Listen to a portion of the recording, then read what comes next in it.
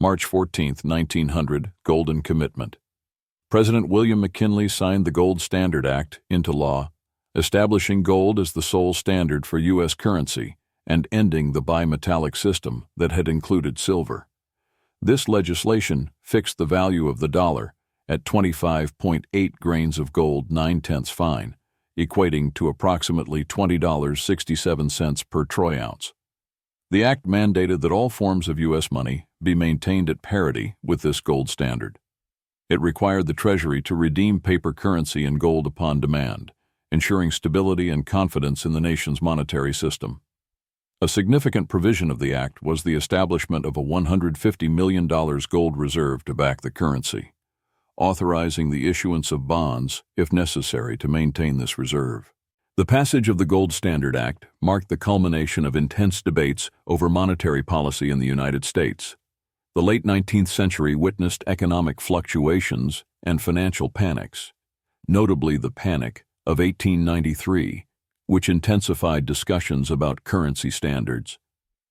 Advocates for the gold standard argued that it would provide long-term economic stability by preventing inflation and ensuring the dollar's value remained consistent. Opponents, including the free silver movement led by figures like William Jennings Bryan, contended that adhering strictly to gold would restrict the money supply, harm debtors, and favor creditors. Bryan's impassioned Cross of Gold speech at the 1896 Democratic National Convention epitomized this opposition, arguing against crucifying mankind upon a cross of gold. The 1896 presidential election became a referendum on this issue, with McKinley supporting the gold standard and Bryan advocating for the free coinage of silver. McKinley's victory paved the way for the Gold Standard Act's passage, aligning the United States with other major economies that had adopted gold as their monetary base. The Act's implementation had profound implications for the U.S. economy.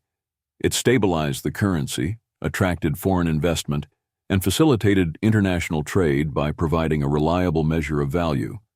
However, it also limited the government's flexibility in monetary policy, a constraint that became evident during economic downturns. The rigidity of the gold standard contributed to the severity of the Great Depression in the 1930s, as it restricted the government's ability to expand the money supply to combat deflation. In response, President Franklin D. Roosevelt took decisive action.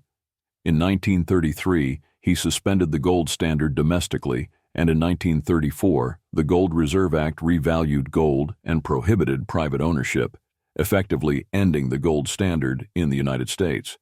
The Gold Standard Act of 1900 thus represents a pivotal moment in U.S. economic history, reflecting the nation's efforts to establish monetary stability and the complexities inherent in adhering to a rigid monetary system. For enthusiasts of historical ephemera, visit history-collectors.com to find collectibles that might complement your collection. You can own a piece of history.